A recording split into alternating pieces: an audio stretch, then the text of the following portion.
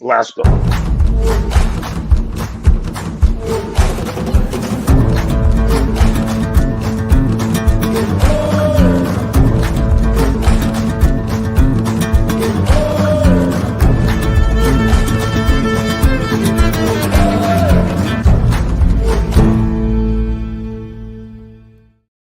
What is up? We are back, sports fans, for another episode of the JNS Philly Sports Stops. I'm your host, as always, Stephen Rychel.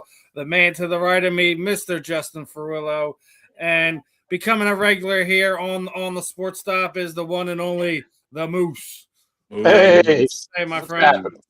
What's going? St. Patty's Eve, man. You know, that's a big deal for me, anyway. Well, for most people, it is. I mean, especially you, though. Before the big day. Yeah.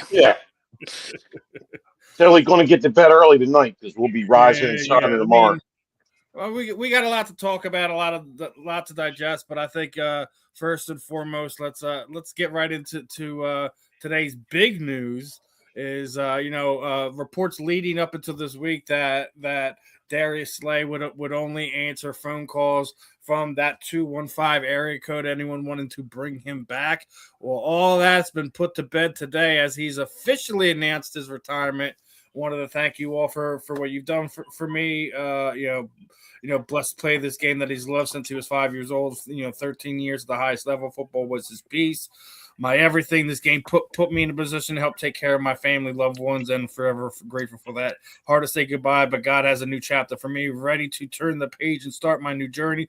To all my big play fans, I will always appreciate the love and support you have given me, and couldn't have done it without you. Just a kid from Brunswick, Georgia, with big dreams, big play on and off the field. It was he had a cool little video playing on his social media accounts. I guess first way I'll do this. What are your thoughts on Darius Slay's career overall? Do you think he has a possibility for a golden jacket? And Justin had kind of formulated a question here. We all can agree that Eric Allen is the best Eagles cornerback in Eagles history to this point in time. But who's in your top, your top five? So we'll start with Justin first. Your initial thoughts. There, I was about to commit sacrilege right there. Big play Slay's career here in Philadelphia, Detroit last year in Pittsburgh. Is it enough to get him a golden jacket? Well, look, folks, if you know or don't know, Big Play Slay is the only player that maybe I'll ever have this opportunity to do. I got to drive him to a signing once, guys. I drove him. He was in the backseat of my car, and I spent the day with him. And it was one of the most surreal, coolest experiences of my life, and I don't think anything might ever top it. It was Big Play Slay's career in Philadelphia. I mean, he's a champion. He played for about a solid 3 years. He got there about 2019-20, but for about 3 years, he was pretty elite of the elite in the corners of the NFL. Remember that one Monday night game? He shut down Justin Jefferson. He played really, really well for us. But I'll tell you what, though, who he was as a person, and his personality, his humor, getting to see it up close firsthand, he is he's the man.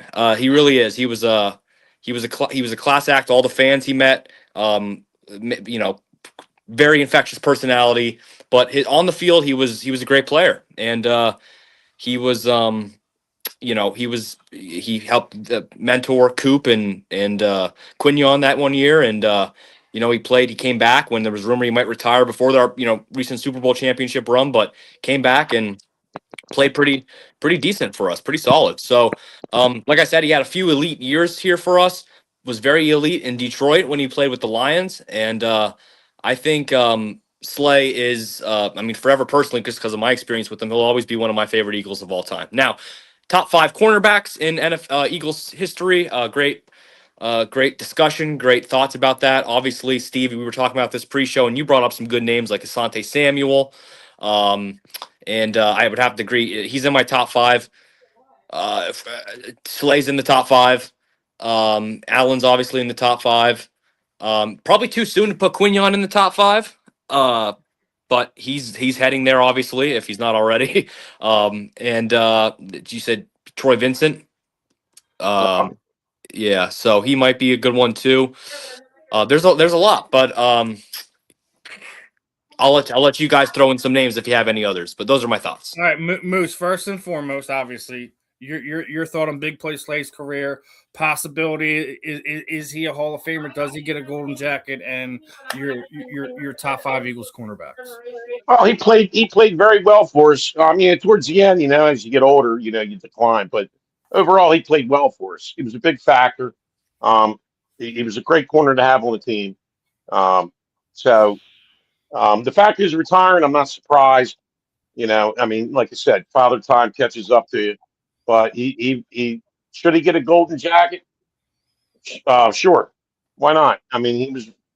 Now it'll probably take a couple years, but he won a Super Bowl with us, and he did a nice job. He did a real nice job. He was above average, if not one of the best corners certain years in the league. You know, Yeah. So, and we did miss him when he left. Now, like I said, we had guys. Howie once again projected and looked at the future and got guys in there to work under a guy like Slay, so they didn't miss a beat. Which is why we're successful at constantly being contenders every year. All right, now your top 5 Eagles cornerbacks. Of course, Eric Allen's number 1.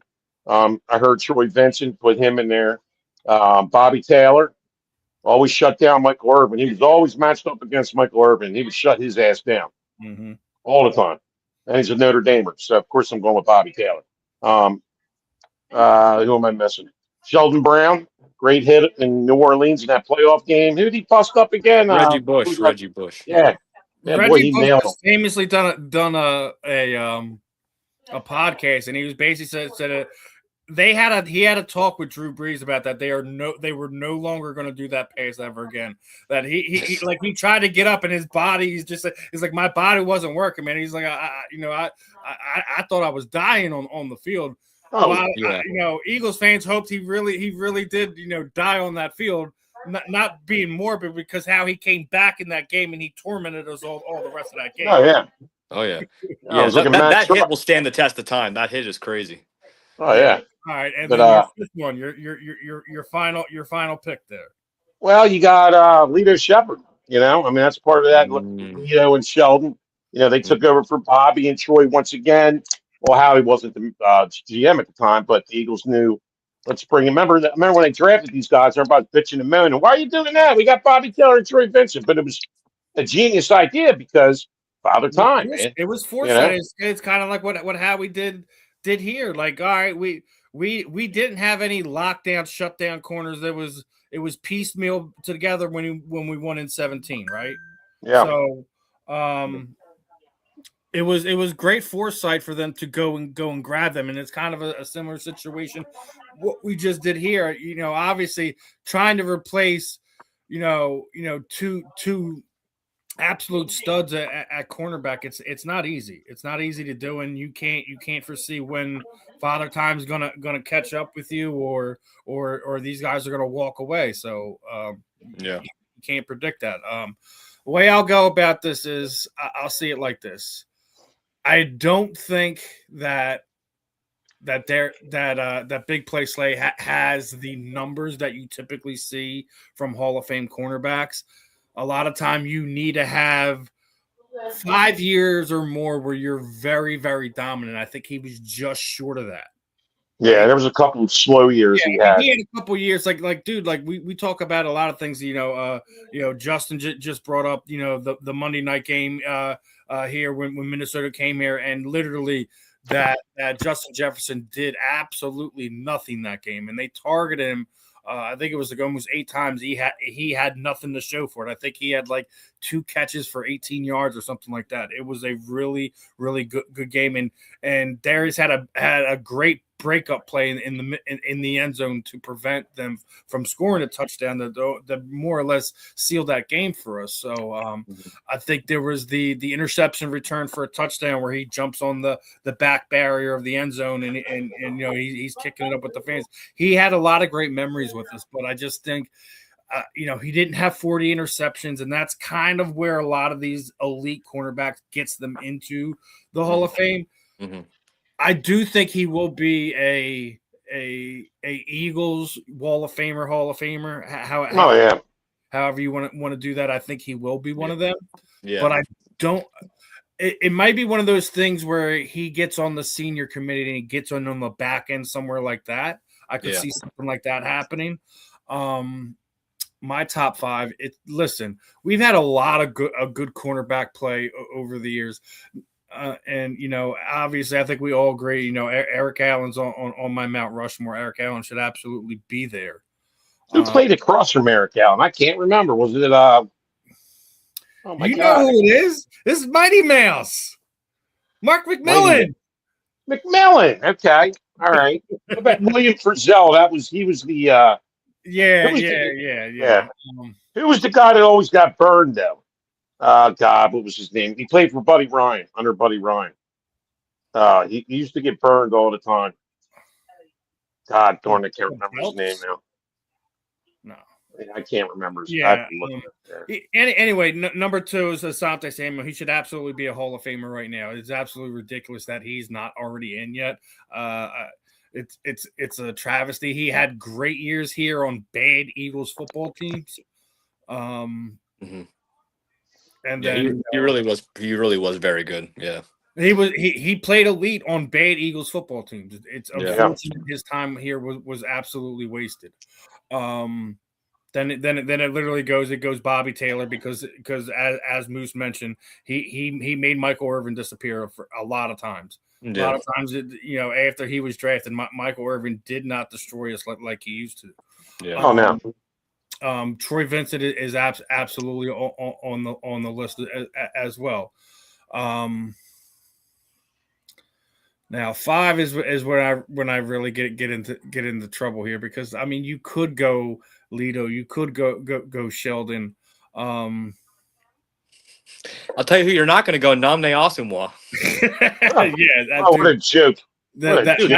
He was supposed to be like the second best cornerback ever. He's famous for eating lunch in a paper bag in his car out in the parking lot, all by himself. It was a bad signing because he was put into a scheme where his skills weren't used the best. Not only was it a bad signing, but it was a bad defense to put him in. That's why that whole thing blew up the way it did. I think the dream team, yeah, really good cornerback. But when you put a press guy in a zone defense, that's what you're gonna get. Right. Yeah. That's what you're going to get. You can't do that. And scheme makes everything. And it's one of the things, I don't know if you've seen, but we were already talking about Richard Sherman is loving the move of bringing Wood in here. And this is one of the main reasons why Darius Slay is actually retired, because you go and bring a guy like him in. You don't need somebody on the other side to a Quinyon Mitchell. You also bring in, they signed another free agent cornerback as well for depth, so you don't have to have an Adoree Jackson situation like we did last year. So that's one of them. I think that's what people aren't talking about, is why Darius Slay retired today, is because the Eagles went in and put themselves in a position where they don't have to bring him back. Now, I guarantee you, if there's some type of injury or something like that throughout the season, don't be surprised if those are if Big Dom and Howie Roseman sit down and be like, hey, yo, Darius, we a little thin at cornerback, you don't got to do no OTAs or anything like that. Help us get us through the back end of the season. I wouldn't be surprised to see something like that. But that was just one of the reasons they did that. And I think that they're in a good position at cornerback. We're going to miss Darius. Justin has his memories. I also remember, I was working on another network. I also went and did a signing with him. I got his signed rookie card up on my wall. He meant a lot to the city over the last, 5 year plus. So it's going to be interesting. Another retirement that I think is very interesting is our good friend, Mr. Bryce Huff. Eagles legend. Got his bag. Oh yeah. Was a kid sucking on Sour Patch Kids after the Super Bowl, went out there to San Francisco, did absolutely nothing for them, and is retiring now. But not only is he retiring, like he's also starting a business as well. But talked about it. Spending a year in Philadelphia wasn't the smoothest season for me personally, and I've always been honest about that early on. I let things affect how I approach my work, and by the time I got my mind right, tore ligament in my wrist.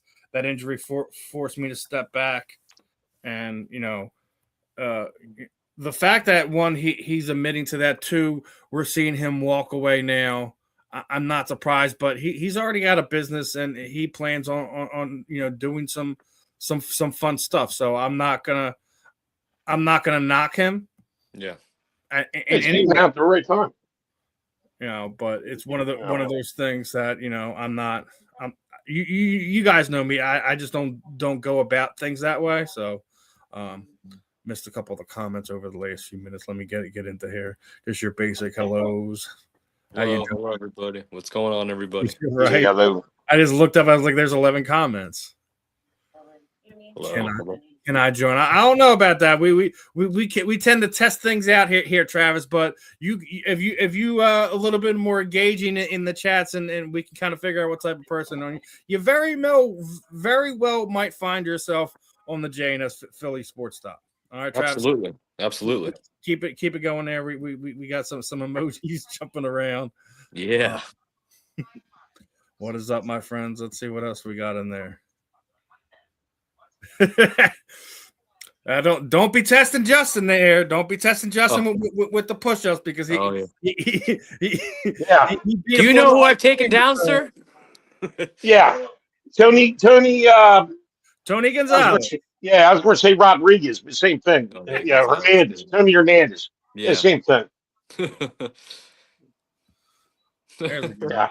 I'm not doing push-ups. Nationally and proud. I hope you all achieve every single aspiration you have in life and are powerful, and don't forget it. Well, that doesn't seem like toxic masculinity at all, my friend. Your username is not what you're putting out there. But listen, I always appreciate everyone's positive message in the chats and the comments. We always get our trolls and stuff like that, so we always have fun. A little bit of everything. Make sure anyone who's tuning in and dropping comments, I always try to make sure we get to them. I honestly didn't see when it first popped up there, so I wanted to make sure that we threw that out there. Now, some more Eagles off-season stuff. I know over the last 2 days, Justin might have been pounding a beer, pounding some shots. As we were approaching last weekend, we found out that the cutoff date for that $20 million cap hit we were going to occur by not having Dallas Goedert on the field got pushed back. Then it got pushed back to Monday. Then by the time it got pushed back to Monday, we get him under contract 7 years with incentives. That $20 million cap hit is still looming. It got pushed back to next season. So unless we don't find something long term, you're going to accrue a cap hit on that, which goes to my next thing. And I think this immediately aligns with everyone still sitting there saying that we're going to be trading A.J. Brown. I don't care what the Rams are doing, what the Chargers are doing. They're not offering stuff that is going to make us want to get rid of him. It's going to make Howie Roseman want to get rid of him. Everyone thinks they're going to offer under what we're going to do when we're just going to push him out of here. How many times has he have to say the same thing, that he's not in line on getting rid of elite top talent? If you're going to get elite top talent, he's already said it. You're going to have to blow me away. No one has. Is this really still a conversation? I mean, really? And not just that. Like, listen, we have to deal with this freaking winch of a woman again because she was all front and center again. Diana Rossini, right? I seen this comment and it was absolutely great. Now she made the thing. The AJ Brown discussions are not dead. Last week was told the Rams were discussing AJ Brown, before they made the trade for Trent McDuffie, because they made the trade for Trent McDuffie. It takes them out of the asset column to be able to acquire him. But I digress. Dialogue is slowed, but they're going to continue to monitor the situation and where the parties from here. This comment from this Twitter user is absolutely brilliant. is AJ Brown must have dead ass like stood up Diana Russey on some date or something, because it is like her slow mission to get him out of the Philly. And I felt that in my soul, because anytime this trade between AJ Brown is getting mentioned, who's the one reporter that is dead square in the middle of it? It's her. That fine young there's lady. smoke, there's fire. In Hey, my opinion, The Athletic is a New York-based media outlet.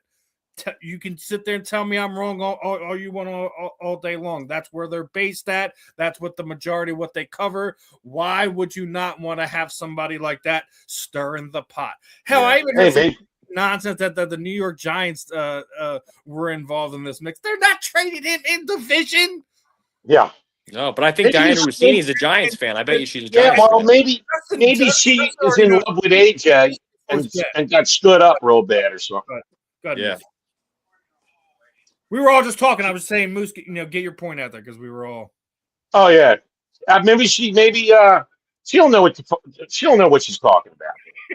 I mean, you know what I mean? Know what she's talking about, but in some cases, when you can't name your sources, there are no sources. Yeah, she's a dope. She's a dope. She's a dope. She's one of these dopes that wants clickbaits, wants ratings, wants views. Okay, she might be. I'm not saying she's not legit reporter, but keep bringing this crap up. It's not happening, lady. It's not happening. So get your shit straight. Okay. Yeah, I'm pretty sure all the reading between the tea leaves, like Coach Sirianni, Howie Roseman, all the players, like it's pretty much well known he's going to be on the team next year, except these damn reports from like Diana Rossini that could just come out and just start shit. So Diane Dopesini, how's that? Because that's just dopey. That's dopey reporting, dude. Report and have sources. Tell us your sources. Be informative. I mean, dude, don't just make shit up for views. That's what a lot of these reporters do. Instances, I get why you protect your sources, but this entire time she's always sitting there saying she has somebody inside the Eagles front office or whatever, that this is what's going on, and then you see the completely opposite thing going on. So it's like at some point in time you have to hold her accountable for this stuff. You really do. Oh yeah, you really do. And, I've already sat there and said it. Financially wise, the only way you're going to be able to do this is at the beginning of next season. Mm-hmm. Right. It's not going to be this. They're not going to take that cap hit, especially if you're going to have to accrue another cap hit if you don't bring in, you don't bring Dallas Goedert back. You already know that the Jalen Carter contract is coming. He's going to get $30 million a year, right? Right. So it's like you have to start thinking this thing numbers wise. It's not financially feasible, and nobody's going to eat the contract and then have to give AJ Brown a contract to get him there. So it's like this thing has been going in circles for almost a year now. Yeah, and it's like, probably going to just keep going. I'm beyond done with it. I said I don't pay attention. When we were doing a podcast, I'm like, the next person, I'm taking bats to knees because it's getting ridiculous. And I'm almost at the point now. We need Tanya Hardin to take care of Diana Dumpsini out. Dopesini. Listen to her talk. Listen to this whole AJ crap. It's like watching wet paint dry. You know what I mean? I mean, really. It's like, really, dude? I mean, come on. No, on the AJ side of things. Yeah, I think Big Dom needs to make a few calls about this. He's added more to his mannequin or cave. So obviously he's got his Super Bowl outfit. He's got some Eagles outfit. He's got some of the stuff when he was down with the Titans when they did the Oilers throwback. He's even got his college days. Well, he's added baseball, when he was playing baseball, and then he also added one of his ones from Little League. Listen, I think that is one of the coolest trends to see an athlete do, right? Like we see all of them that they do their jersey swaps and they do stuff like that. How many of them has like mannequins of themselves in their man cave area like that? I think that like a unique type of person in that way to see him. I guess pay tribute to his own past in that way. Hey, you just go put a signature on any one of those jerseys. Each one of those mannequins worth like thousands of dollars all of a sudden. So there you go. But it is a cool idea, though. It is pretty cool. I got a mannequin right here. Thought about that before, so I mean, I definitely give AJ props with the mannequin man cave is definitely is definitely something I keep my eye out for. I thought it was cool when I first seen it done. Now that he's added the baseball uni and the little league uni from it as well. I wonder if we're gonna see him add his uniform from the Devontae Smith softball classic at some point in time. I wonder if that's worthy enough to. He already's played it a few times, so I don't know if he already did. He probably should have already, but I wonder if that one's worthy of making his little wall of mannequins. Yeah. Hey, it should be. Yeah, and if he needs a new one, go play in it May 2nd this year. That's my plug for it. But so way I'll frame this one. All right, so we've seen the mannequin. If you were a professional athlete, how would you pay tribute to the uniforms that you wore in your past? Pulling on my Moose mannequin. Yeah, you actually have this going on already, Moose. So yeah, he's right here next to me. Can't see him. That's a great question, Steve. I would say, well, I mean, look, just going old school, and you just frame it and put it up on the wall, and that'll be that. I mean, that's what I would do. I mean, dead honest, that's where I would go with it. Yeah, probably. But I'm gonna have some type of really cool painting or design around it or something where it's like it's encased in like the wall or like something is like or it's in order of like it's not just gonna be just on the like wall. We had a comment on TikTok. He's like, Batman his displayed in the suit in the Batcave lit up. Yeah, pretty much. Yeah. That's a good one. That's a good one. Put lights around the frame, maybe strobe lights hitting it, disco lights, have some music playing around it, Yeah. But I mean, I definitely had to bring that up. I wanted to bring some lightheartedness to this because everyone's got something to say about AJ. AJ even reshared one of I think the Eagles that kind of reposted Jalen's book tour. Do you see he's giving out books to all these kids? He's going to a couple New Jersey elementary schools to kind of give out the book. Me and you loosely touched this on this one last week, Justin. So I'm gonna let Moose kick off on this one. What are your thoughts on the Jalen Hurts book, and do you feel that the general media is giving him enough attention for it? Well, okay, I haven't read the book yet. Obviously, yeah. Maybe I'll get what's the age group on? I can get my grandson one for his 3rd birthday. Yeah, I mean, I don't think we can see what the age group is, but it's definitely a children's book, so definitely. They look a few years younger than you, grandkid. Yeah, I think it's great what he's doing, and I don't think. Yeah, you're right. I don't think he's getting enough publicity for it. Yeah. I don't think he gets enough publicity and credit for anything he does. No, I mean, listen, he's in the most thankless position in one of the roughest pro sports market in the world, and we've already talked about like just some of the general disdain that we hear coming out of people's mouth about Jalen's not this, he doesn't do that, he does like it's horrible. It's everything what he doesn't do, but it's like almost we have to ignore what he's already done. What he's already you can't do that because he's only 6 years in the league. He's been to 2 Super Bowls, almost won 1, almost won 2. He's beaten what we consider the best quarterback in the league right now 3 times. Basically. Yeah, he outplayed him in the first Super Bowl. Yes, and he's beaten him on his home field and in the Super Bowl. Yes, so he's beat him on his home field multiple times. He's outplayed the current de facto, GOAT of the league at this point in time. So yeah, and he beats everybody else. We talked about this numerous times. He beats everybody else. Everyone and Justin was just about to mention. Everyone they say is better than him. He's beating them all. No one's beating him. All the ones they put in front of him, no one's beating them. Yeah, he's Lamar Jackson. He's beating him. Josh Allen's beating him twice.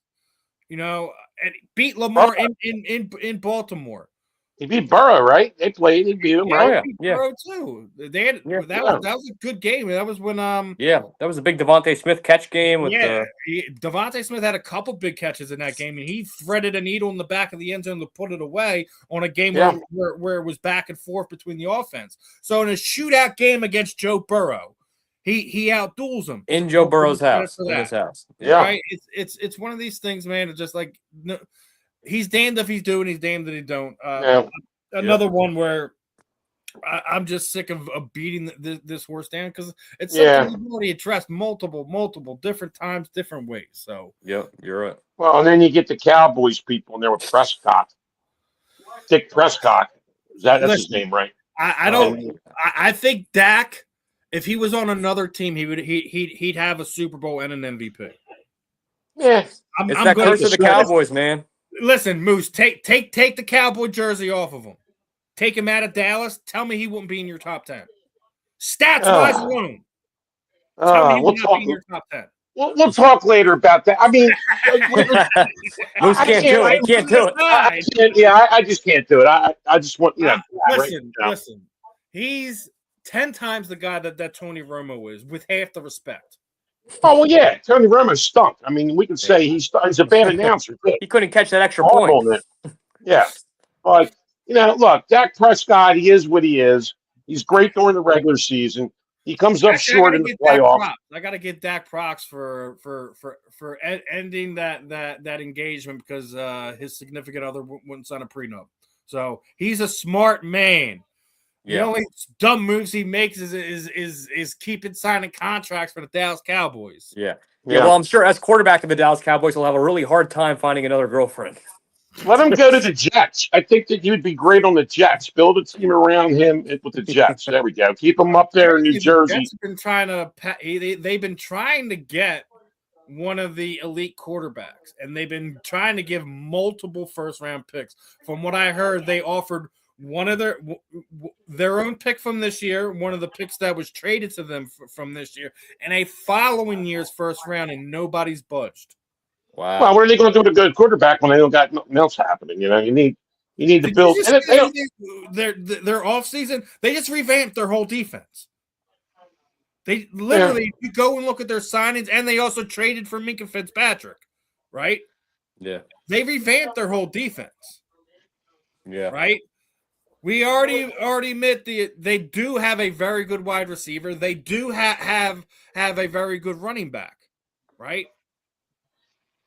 Yeah. I'm surprised that somebody like Cincinnati balked on that because I know that was one of the offers that had been set. Yeah, they made an offer for Burrow. Yeah, I feel like Burrow's going to be out of there in a few years, man. They're not building. That's what I'm saying. If you have somebody stupid like the Jets to offer you 3 first-round draft picks for your future quarterback, why would you not pull the trigger on that? You were going to get two this season on top of your own. That means you would have 3 first-round draft picks this season. You could have gotten yourself a quarterback. All these money problems that you're having down there, you could have rebuilt your whole team if you were the Cincinnati Bengals. I think that was a stupid move. Their ownership's horrible and they're cheapskates. We already know that they're horrible. Listen, when they send their alumni there for like when they do like their Wall of Fame enshrinements, they make them pay for it. They make them pay for tickets. They make it pay for travel and airfare. They don't take care of anything. Yeah. Not only that, I don't know if you heard with that when it snowed last year, they made the fans shovel the freaking stadium in. Oh, no. I would have said, you know what? Go blank yourself. I'm not now.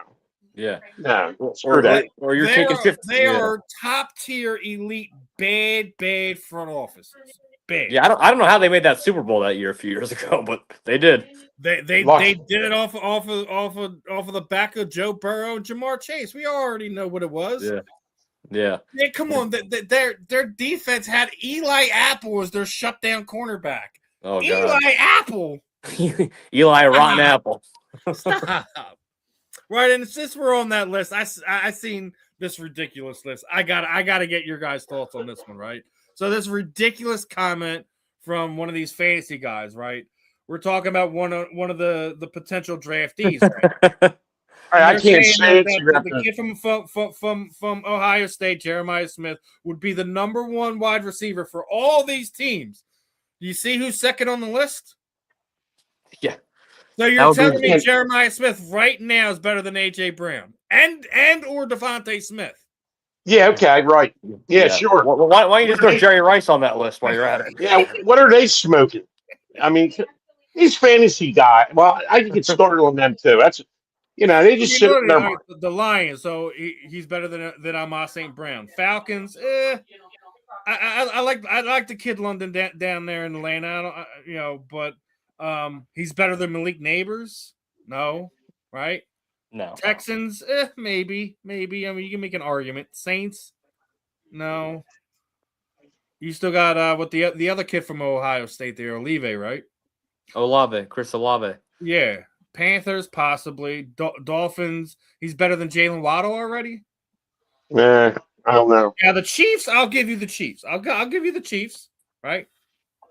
Chiefs don't really have a... Meanwhile, this idiot has the Dolphins on here twice. No. Well, how about that? Well, he must like the Dolphins. On here twice. He's got the Chiefs on here twice. Well, this guy doesn't even know what he's doing on his list. No, he doesn't. So, Mr.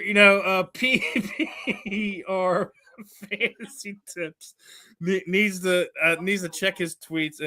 Here's a tip for this cat. Go to school, get some education, and anybody out there that listens to this dude, you got problems, man. Yeah, pretty much. One, because I thought it was ridiculous, but when I seen how many times he had the same team on that list multiple times, I just started pissing myself. Yeah. They give anyone a blue check mark on social media. Like I've been saying, there's so many. Everybody on social media is an expert. You see these panels, they all know it all. Yeah. And I'm just like listening and looking and going, I gotta get off of this shit. You guys are a bunch of morons and dopes, man. You don't know shit. Hey, there's someone right now watching this thinking the same thing about us. But listen, we're not acting like we're the professionals, we're the experts and stuff like that. Listen, that's like, even if you go and look at my show that I do with Ben and Marvin, the fan in the end. I know I'm a fan. I'm not a credentialed media member yet.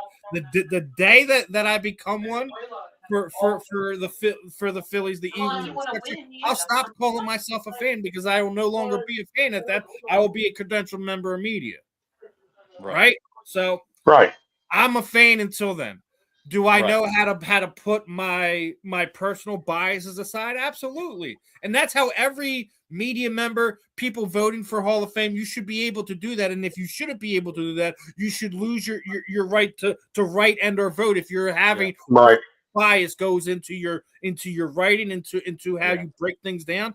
You have to separate yourself, and that's why I asked those questions like I just asked you, Moose. If you can't take the jersey of the Dallas Cowboys jersey off of Dak Prescott and put him in the top 10, you shouldn't be talking about him. Exactly. So, but I'll be honest with you. For kicks and giggles, I think if he's on a different team, with a different put him on the Jets right now. Tell me he doesn't take them to the playoffs and win more than one playoff game. Yeah, I mean he'll do better with anybody but the Cowboys. If the Cowboys, here's the bottom line with the Cowboys. That's if you want your football career to end, go sign with Jerry Jones. Okay, that's like hell of football. That is hell. Okay, Jerry Jones. We all know he's all about. Look, I think he's lost it anyway in his brain. Okay, listen, I'm glad he's still there. I'm glad he's still there too. The talent that they had, if he wasn't there, the talent they had there, they should be one of the elite teams in the league, but they're not. No. Oh, no. And you know what? That's good for us, bad for them. Yeah, that's all I can say. Yeah. They haven't been elite in 30 years. 30 years. 31 years. We were talking about the Connor signing, right? Obviously, that's a big news here in Philadelphia. I want to get your thoughts, immediate reaction, how important you think that is to this offense being successful this coming season. Moose and Justin. All right, what's that now? I'm sorry. How important is the re-signing of Dallas Goedert important to the successfulness of this offense in this upcoming season? Well, it's a big plus because you don't want to lose. He is a talent on that football team. He's a safety valve for Jalen, and he's an important piece of the machine over there. Yep. So it's a big deal that he's back, and then you don't have to worry about who's going to be the tight end, trying to find another tight end. I think they'll end up working something out and keep him a little bit longer. Because he's still got it. I hope that both Jalen Carter and Dallas Goedert is giving multiple year contracts, at least through 2029, 2030, somewhere along the lines. I think Dallas deserves the opportunity to retire as an Eagle. Oh yeah, Justin, but that's a safety valve. how important is he? How important is DG to this offense this upcoming season?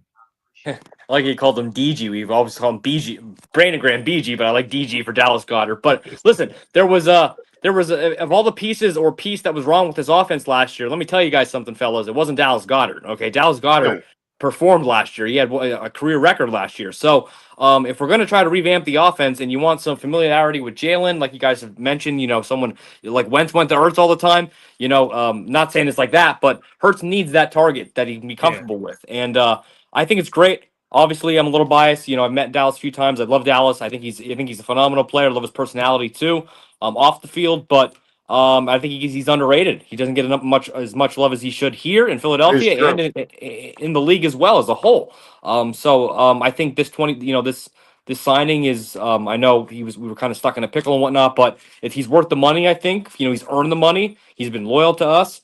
He's a good guy on and off the field, and hey, I'm ready to rock and roll and run it back with Dallas next year. He's the only Dallas I like. Listen, I think he is vital for a lot of the things, and I think a lot of times he was forgotten in the years prior. But I also think it was due to the fact that his availability was hit or miss. He was available for 99.9% of the season last year. Yeah. So it's one of those things where you have to give him the respect for that. So yes, I think he was important. Yes, I think he's vital to the team's success moving into this 2026 season.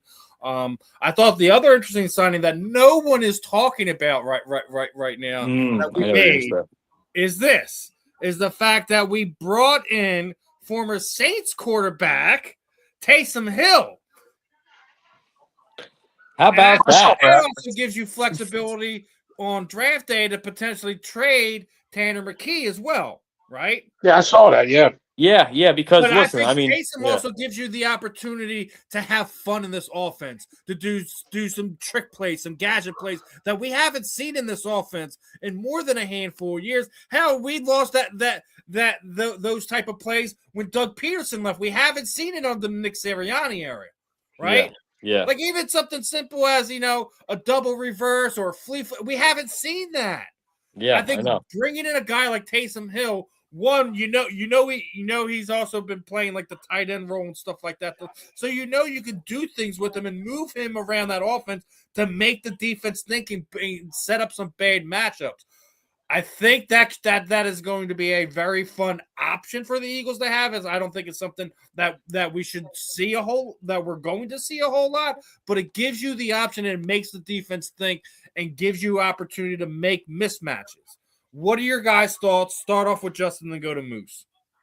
Taysom Hill, Philadelphia. Yeah, I mean, look, man, you could damn near put him anywhere except you could put him receiver, you could put him at quarterback, you could put him at running back, you put him at returner. I mean, he does literally everything to some extent. So, if anything, if he's just a threat of a decoy, right? Or like you just put him out there and just run him in motion, and then he never even has to touch the ball for a whole game. Just the threat of him out there could be enough to throw somebody off, so the other guys could get big plays from that. So, I definitely think Taysom Hill. I mean, how's it going to hurt the offense? The only way you could make an argument it would hurt the offense, right, is if we trade Tanner McKee for capital, and then we think, well, just in case we need an emergency quarterback, we have Taysom Hill, and then Hurts unfortunately goes down, and then Hill comes in, and he's not even as good as McKee was, and then it's like, see, that's the only really way you could think of it like that. But if you don't really think of it like that, or that doesn't happen, then there's no negative to bringing Taysom Hill into this offense or this team. So I'm on board. Let's see what they can do with him. Yeah. Oh yeah. Yeah, it's a good call, good move, because like I said, he's not. You don't have to have him just sit there and hold the clipboard. Yeah. If you want to sneak him in to do some trickery, make the defense stink a little bit, which we have lacked for a little while now. No creativity in this offense the last 5 years. Let's be honest. Let's be dead honest. Oh yeah. Especially last year. Oh yeah. Yeah, no Philly calls, nothing special. It was the tush push. Okay, I'm tired of that too.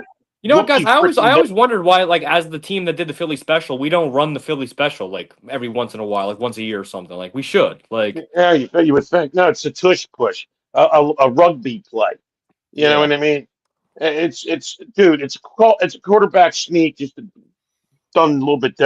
I'm sick of yeah. that, dude. If I hear another thing about that stupid thing, you know, come up with something You ain't gonna friggin' hear nothing different. about it because it wasn't even put onto the owners' meetings discussion list. That tells you And it shouldn't where it be. changed from one year to another. Yeah, it's so But unstoppable that we didn't win the Super Bowl this year because of it. Right? So it's like, come on, guys. right. Like, So the other thing is we lost a lot of our talent on Moose. You're muted. Mute. You muted yourself. that's what happened. Took his ear pods out. All right. Well, as Moose figures that out, let's talk about this one a little bit, right? So we lost a lot of guys free agency, right? And Vic Fangio was absolutely keeping it 100 when they asked him about, the turnover on his defense over the last few years. And it's like we're the farm system defensively for the other 32 teams in the league. That's what happens when your defense develops elite talent every year. Other teams can't wait to poach them in free agency. Yeah, I think that's spot on from Vic Fangio. Yep. I think we'll see what happens from this year's class of players that got removed. If it'll be something that that'll play out, for them, two, how will it affect us? Other than like I said, I always felt like we could have retained a Nakobe Dean, but didn't happen. I felt that because because of draft capital and what the market was going to be for Reed Blankenship, that he was going to go. So we'll see how it plays out. I could still see Moose's fighting with let me see if I can there. Your mic isn't connected on your. Nope, there you go. All right, I don't know what happened. I was just sitting here, and it said disconnected on my ears. I didn't even touch the laptop. Maybe they weren't charged. I Your don't. thoughts on Vic Fangio that we're the feeder league for other teams? We're the feeder league. Yeah. Like our players become so good on defense that in free agency, other teams come and swipe them up because of Vic Fangio Oh being so yeah. well developed. In Oh them. yeah. Oh, we always lose defensive players. Yeah. I mean, shit. But we managed to replace them. Keep it going. Uh-huh. Yeah. Uh-huh.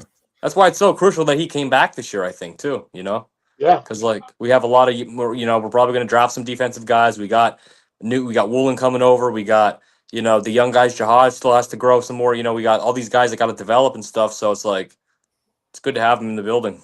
I think the Eagles had an okay free agency. Nothing sexy, but yet I think it was important Yeah, I think positions to fill. you lost Olajari, you lost some of these guys, but like I already said, I thought we were all right at the linebacker position as it was anyways. Like you still have Right. Jeremiah Trotter Jr. there, and even if Campbell's not ready for the start of the season, you have Trotter there.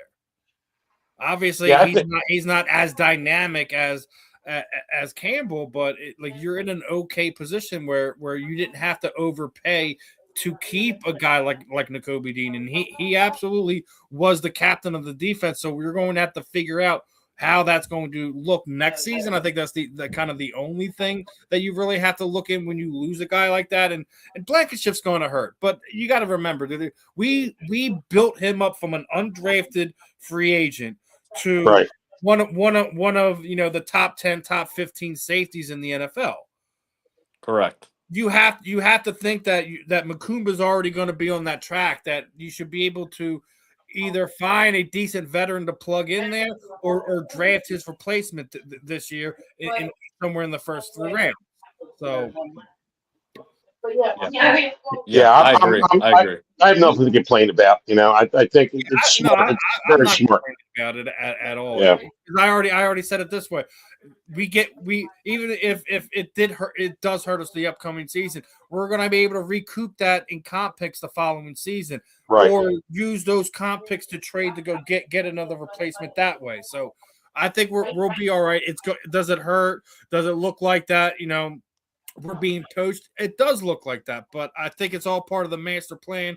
You got to remember, we were one of the top 2 lowest dollar amount defenses in the NFL the last few seasons, and you were one of the top 10 defenses of each of the last 2 years. Take some solace into that. But we've been blessed with amazing announcers in the NFL. In Philadelphia, and Oh yeah. with Harry Cowles and stuff like that. And there was rumors that Merrill Reese was going to retire. Well, he Oh boy. real early that he will be coming back. I think this is his 50th season. Yeah, he's 80-something years old. But the fact that he's going to be coming back, and again, his 50th season. Let me ask you this one. All right, we know Quick has been up in the booth with him for a while.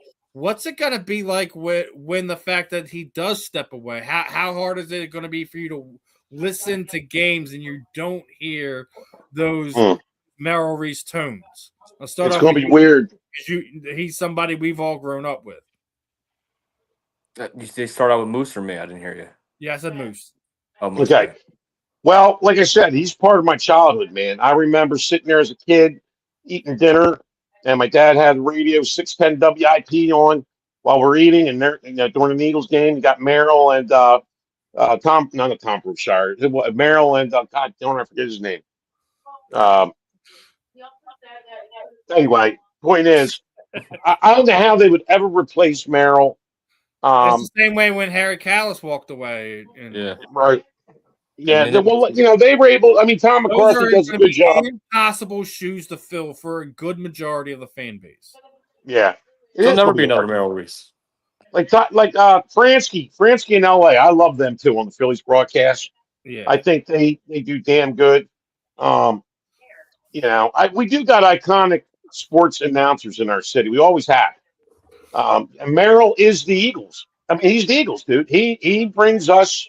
The Eagles to us. He brings the Eagles to our living room, to our car. He's the play-by-play guy, and Quickies basically just plays off of what Merrill does. So it's going to be really interesting when that time comes that he walks away, he passes away, however that works out, that who's going to replace him is going to have immense shoes to fill, and I don't think no matter who it is, he's never going to fill them. I wonder if they have any idea who. I wonder if they ever thought of that. Yeah, Justin, your thoughts? Merrill Reese, 50 years. There'll never be another Merrill Reese. And listen to this, guys. This Saturday at Dynasty Sports, I think it's the Willow Grove Mall or Willow Park Mall. He's doing a meet and greet, so you can go meet Merrill Reese this Saturday at Dynasty Sports. So how about that? But. Yeah, just legendary. Hey, listen, I know that I say this kind of as a joke, but I'm almost half serious. If they can use AI to preserve his voice and he can still do games, I'll take that over whoever they got coming in next. But listen, in all seriousness, there's a time for everything. We lost Harry Cowles and T-Mac's awesome and what he's doing with Kruk and all them. I mean, they're a great duo. And when SNL Saturday Night Live, I know it's not even sports, when they lose famous cast members, the great '90s with Adam Sandler and Chris Rock and all them, they move on and they find new guys and they find ways. So you move on, you'll find new people and but Merrill Reese, let's be honest. You just mentioned Saturday Night Live. Let's be honest. Yeah. Tell me anyone who's paid attention to Saturday Night Live in the past 20 years. I haven't watched it. Hey, I'll tell you, it peaked in the 80s and 90s, man. I'll tell you that much. Yeah, I haven't watched it in forever. But there's no good talent there because it's going to other ways. They don't make it fun for those guys. Yeah. I mean, I think they destroyed it when like the Wayans brothers when they used to do their things on network television before they really started diving deep into movies. Living Color, yeah. Destroyed the way a lot of these comedians, actors go about growing their brand that way. It was a way for them to kind of grow and put their stuff out there, and they were able to kind of take advantage of that. And you can't do that, not the way that it's made. Could you imagine if Kevin Hart had to go through Saturday Night Live, but he didn't, right? Yeah. No. Yeah. So I'll tell you what. just think it's done differently, and I don't think you'll ever see that replicated again. And it's kind of the same. It's the same way with Merrill. There's AI, nothing. There's nothing that's going to be able to replicate the energy that he brings in some of these calls. It's different. Yeah, I agree. Yep. I agree.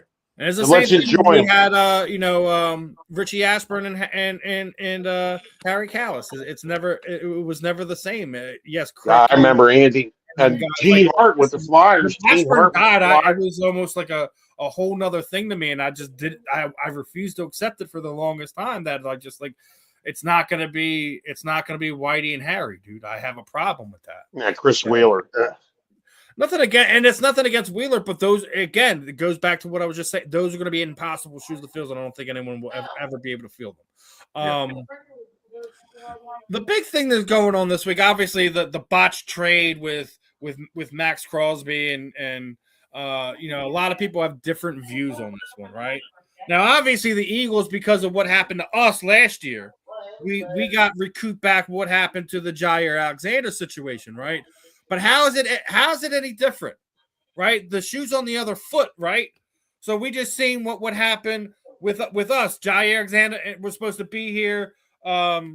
He did still have lingering issues. We still passed him for the physical, and then he was having mental health issues on top of everything else, and walked away from them and retired. So how's it okay for us not to get our pick back and rescind the trade, but Baltimore can sit there and do what they did? I think without a doubt, I think they had buyer's remorse first and foremost. Yep.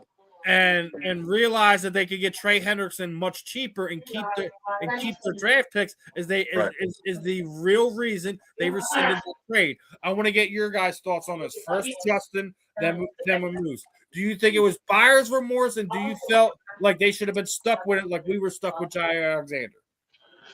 I definitely agree. They should have been. Yeah, they should have been. And I don't know for sure. I'm not going to go there and 100% say this is the case, but I'm more than 50% confident there was some type of shady stuff going on, because that's just way too, we've never seen it before. When in the history of the NFL have you seen this happen? We're like, here's the guys thing. Everyone knew he had a knee injury. Everyone knew Yeah. he had a knee injury. It's not like you didn't know what you were buying. Right. And then they just happen to get Trey Hendrickson like 2 days late. I mean, it's just really shady, man. It's just too many coincidences. Where there's smoke, there's fire, man. And I don't know, man. It's just, I think Max Crosby posting on his story, the M&T Bank Stadium. What's up, Baltimore? Blah blah blah. He's literally, we're all posting and sharing. Max Crosby's a Raven. We're posting, photoshopped him in the jersey and all that. And then he's posting on his podcast. He's saying Ravens Nation, let's flock and all this stuff. And it's like. Mm-hmm. It's like, and then we've never seen it before, and it didn't happen. So it's just shady, man. And I don't want to go 100% there, because I mean, maybe some Max Crosby's hiding something. I don't know what's going on, but and then everyone was like, well, we can go swoop in and get him. I'm like, well, if there's really something shady going on with Max Crosby, then why would we want to go after? I don't know. This didn't make sense. I'm not giving up 2 first-round draft picks and that's another $40-some-odd million contract, dude. Yeah, right. Absolutely not. I see people out here saying, "Ooh, the Eagles can get him." Absolutely not, people. No. I get it. We need an edge rusher. I do. I get it.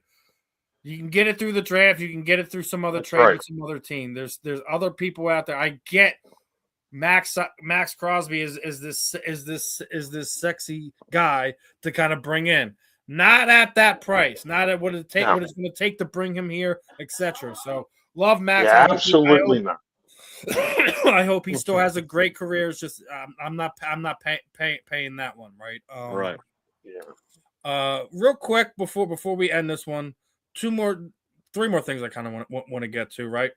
They did this thing about the popularity of teams through state by state, right? You noticing this trend? What's going on this graphic? I see a whole lot of Eagles green. A whole lot of it. Of course, all Texas, it's Cowboys, but Yeah, Texas and New Mexico, right? Yeah. But I mean, you look, Florida Eagles, Georgia Eagles, like most of the lower East Coast, and then you look at the West Coast, California, like all these others. So when you count, it was a 1, 2, 3, 4, 5, 6, 7, 8, 9, 10, 11, 12, 13, 14, 15 states out of Mhm. 51. Well, we have a big California contingent out, the West Coast We Birds and definitely do. We Birdman. definitely do. And I don't. I think people underestimate that just because of the fact that you have multiple teams out there in California. I get it. And I want to know how they really went about getting those statistics to see who's who and what's what. Because some of them, Yeah. like really, Miami, I get it. A lot of people from Philly moved down to Florida. I do, but Georgia too. Like, Well, the Falcons stink. I don't know. I mean, I get that. I get it. Listen, I got a Falcons fan on my other podcast. I get it, but I don't think that I want to see those numbers before I jump all the way in. Yeah, I like to know where they got it. I mean, it's pretty impressive. Yeah, Yeah. Look, I can say I just know with California, we know a group out there, and they're diehards out there. Not a group. So, There's multiple different groups out there in Right. California that are Right. that are Eagles Nation through and through. No one Right. travels like we do, and there's a reason for that. And it's not just because people from PA traveling to other states. It's because of people who've been in Philadelphia or been in love with this team for a long time. That's where they tend to kind of go to. Right. Listen, I think you can say without saying that maybe the Eagles are the de facto America's team. We don't know. That's Absolutely. something that is probably debatable from here until the end of time. But Based on independence history too, city, like the history of America, you could, for sure. So and great segue as we're getting into this next one, because World Baseball Classic is getting down to the last two games, and last night Team USA punched their ticket with a big win. Oh yeah. Right? So they advance. They're in the championship for the World Baseball Classic, right? And listen, you got to thank DR for knocking out Japan, but we're here, right? Yeah. I mean, you don't want to see Italy over the Dominican Republic at this point in time. I just want to see the United States just get the job done, man. I don't really care. I just want to see them get the job done, and let's see Bryce Harper actually win a championship. What are your thoughts, Moose? Yeah, of course you want USA to win. Damn right. Yeah. But who do you want to face in the finals? Do you want it to be Italy? Do you want it to be the Dominican Republic? Like who do you want that? Give me the Italians. Give me Italy. Give me the Italians. Give me Italy. That's South Philly and you, Moose. Yeah, bring on Italian. Yeah, give me the Italians. As we're talking, Ireland's not in it because they're more rugby. You know what I mean? Yeah. So as we're talking baseball, they did announce this past week. We were talking Chase Utley a lot the last few weeks, but he's he's going to be inducted into the Wall of Fame there at Citizens Bank Park this season. I've already been pounding this one away, and I'm going to pound it away some more. Chase Utley will be the next Philadelphia Philly inducted into the Baseball Hall of Fame. No. True, Dan. True. Absolutely true. Absolutely true. Remember, he was 62% of the votes. So he's a quarter away to go. He's almost got the necessary votes to get in. Oh yeah, man! Because he was a great second baseman. He freaking hitting. You know what I mean? I mean, he was. I already said it when Jeff Kent got in. I was like, he just wrote the ticket for Chase Utley to get in. Yeah, because as Howie DeKay said, Chase Utley, you are the man. You know what I mean? I mean, he's fucking awesome, dude. Excuse my French. Yeah. Chase Utley was the Wall of Fame enshrinement, and will Chase Utley be the next Philadelphia Philly inducted into the Hall of Fame? Yeah, first off, you just put everybody in that 08 team on the Wall of Fame if they're not on it already. And I think that Chase, let's say a good portion of them. Good portion. Adam Eaton. You wouldn't put Adam Eaton at on least there. like 15 of the 23 main roster. Yeah, look, I mean, Chase Utley, even in the show Always in Sunny in Philadelphia, they always reference him and he's in that and stuff. So I mean, look, Chase Utley, he crosses over even into pop culture. I mean, he's as Philadelphia as it comes, and I think Chase Utley. I agree with what you said, Steve. I think he's on his way to be the next Philadelphia Philly in the Hall of Fame, and it's a no-brainer that he's in the Phillies Wall of Fame. So without a doubt, I think he was phenomenal. I mean, he was unbelievable. He was a cornerstone, one of the top three best players on that 08 team. So I mean, he was captain and great player. Here's the second best player on that 08 team. The only one that was above him was Ryan Howard. But our favorite Sixer to hate, guess what? It's his birthday today. It's Joel Embiid's birthday. There you go. Well. Happy birthday, sucker. Yeah, I hope you enjoy it. Do they play tonight? He's probably not playing, right? He's not playing, correct. How about that? Surprise. Last night. I know he's not How about that? He's probably, well, yeah, God forbid he plays 2 nights in a row. I mean, God forbid. Well, go eat your birthday cake, okay?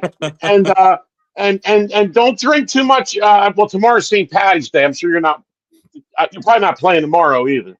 So, happy birthday to you, big man.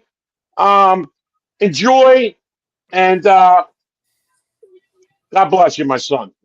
Listen, love the clan on Joel because he's one of those guys. I think he would take it with a grain of salt as long as you're not making personal shots at him and stuff like that. Yeah, nah, I wouldn't do that.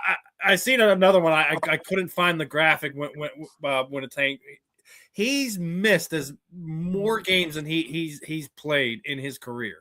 Right? How about that?